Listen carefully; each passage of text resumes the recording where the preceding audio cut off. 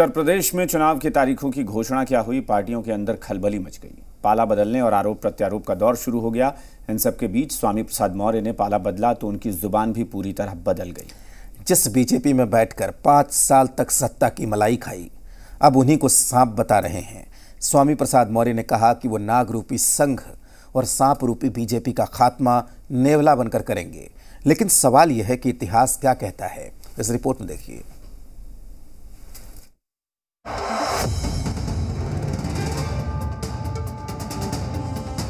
BJP छोड़ी, बदल गई जुबान। जो अनुसूचित जात जनजाति का आरक्षण अजगर की तरह निकल जाए। स्वामी का सांप नेवला वाला सियासी खेल। नाग रूपी आरएसएस और सांप रूपी भाजपा को स्वामी रूपी नेवला।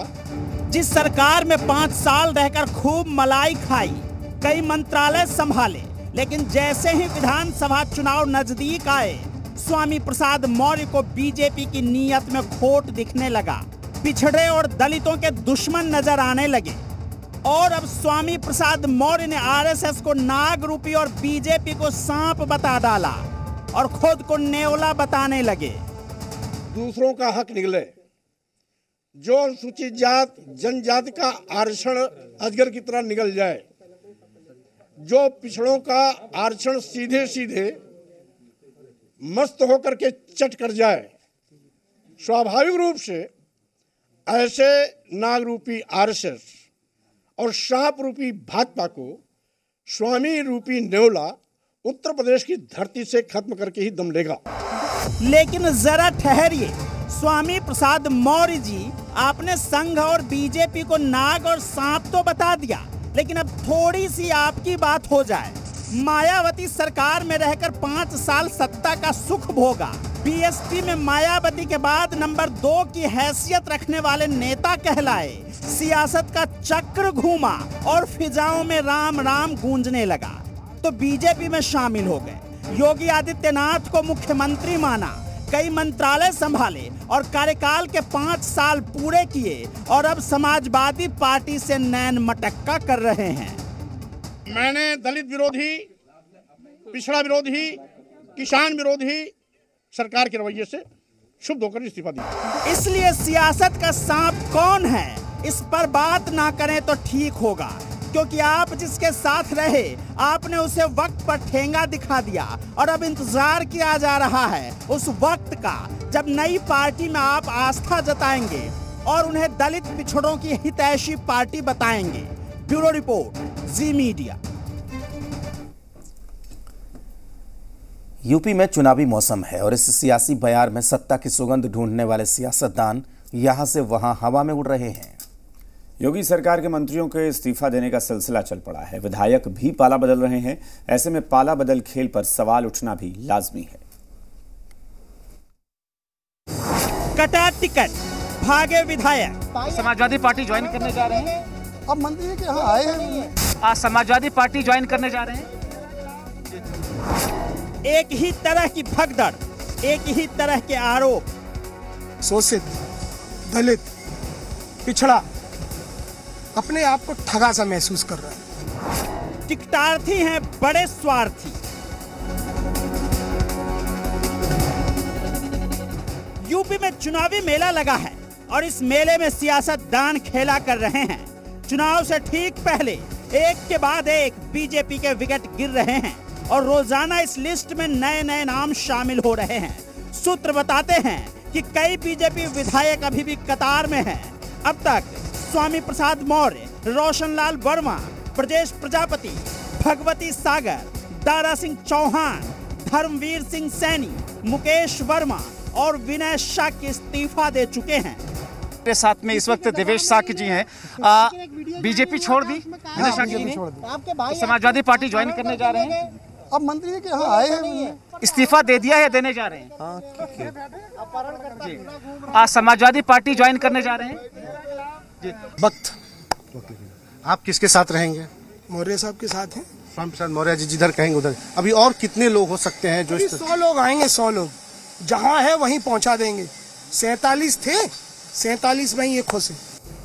इस चुनावी भगदड़ में अखिलेश यादव की बाँछें सबसे ज्यादा खिली हुई है और वे एक के बाद एक बीजेपी छोड़ने वाले मंत्रियों के साथ फोटो डाल रहे हैं। इतना ही नहीं, अखिलेश यादव से भारतीय किसान यूनियन के नेता भी मुलाकात कर रहे हैं और भीम आर्मी के चंद्रशेखर भी जाकर मिले हैं।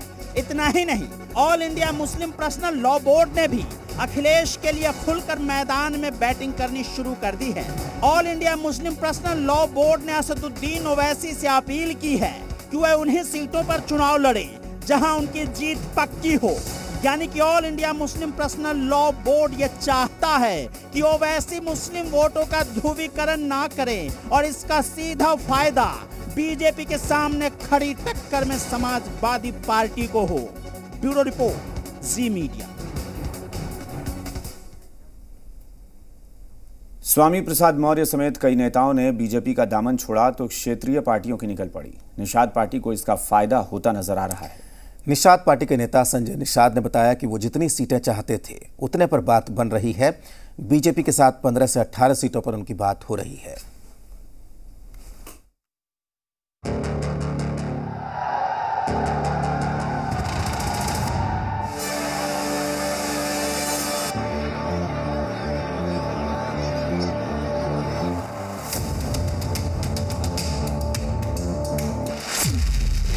बीजेपी के सहयोगियों की बल्ले बल्ले। ज्यादा सीटें पूर्वांचल में है, कुछ सीटें पश्चिमांचल में भी है। भगदड़ के बीच ढूंढा अवसर। 15 से 18 सीटें निषाद पार्टी लड़ेगी। बीजेपी के कई विधायक, कई मंत्री टिकट कटने के डर से पहले ही पार्टी से किनारा कर रहे हैं। इस बात को बीजेपी भले ही ना माने, लेकिन स्वामी प्रसाद मौर्य का जाना किसी झटके से कम नहीं। इस सियासी भगदड़ में अब बीजेपी के सहयोगी दल अवसर ढूंढने में कामयाब रहे हैं। निषाद पार्टी के नेता संजय निषाद की चमक बता रही है कि वे जितनी सीटें चाहते थे अब बीजेपी उन्हें उतनी सीटें देने को तैयार है। जी मीडिया ने जब संजय निषाद से बात की तो उन्होंने कहा कि बीजेपी के साथ 15 से 18 सीटों पर सहमति बन गई है। 15 से 18 सीटें निषाद पार्टी लड़ेगी और ज्यादातर सीटों पर निषाद पार्टी अपने भोजन भरी थाली चुनाव शुरू कर रही है। ये रणनीति का हिस्सा है, लेकिन जहां हमारे तैयार जिले हैं, हमारे कार्यकर्ताओं को पता है और आज 7 साल से वहां काम कर रहे हैं। लगभग एक जिले में 1 सीटें हमने ले रखे और ज्यादा सीटें पूर्वांचल में है, कुछ सीटें पश्चिमांचल में भी है। जानकारी के मुताबिक बीजेपी अपना दल को 10 से 14 सीट और निषाद पार्टी को 15 से 18 सीटें देने को तैयार है। वहीं केशव प्रसाद मौर्य के मुताबिक बीजेपी ने अब तक 172 उम्मीदवारों की लिस्ट फाइनल कर ली है। आज की इस बैठक के माध्यम से जो 172 सीटों को लेकर चर्चा हुई बहुत सार्थक हुई और भारतीय जनता पार्टी शानदार विजय, जैसी विजय हमने 2017 में प्राप्त की थी उससे भी शानदार विजय हम 2022 में प्राप्त करेंगे। साफ है कि बीजेपी चुनाव से ठीक पहले अपने सहयोगी दलों को नाराज नहीं करना चाहती और उनकी लगभग सभी मांगों को पूरा कर रही है ताकि अमित शाह की बिठाई गई सोशल इंजीनियरिंग में पड़ रही दरारों को वहीं भर दिया जाए। हालांकि अभी सीटों का औपचारिक ऐलान होना बाकी है। ब्यूरो रिपोर्ट, जी मीडिया।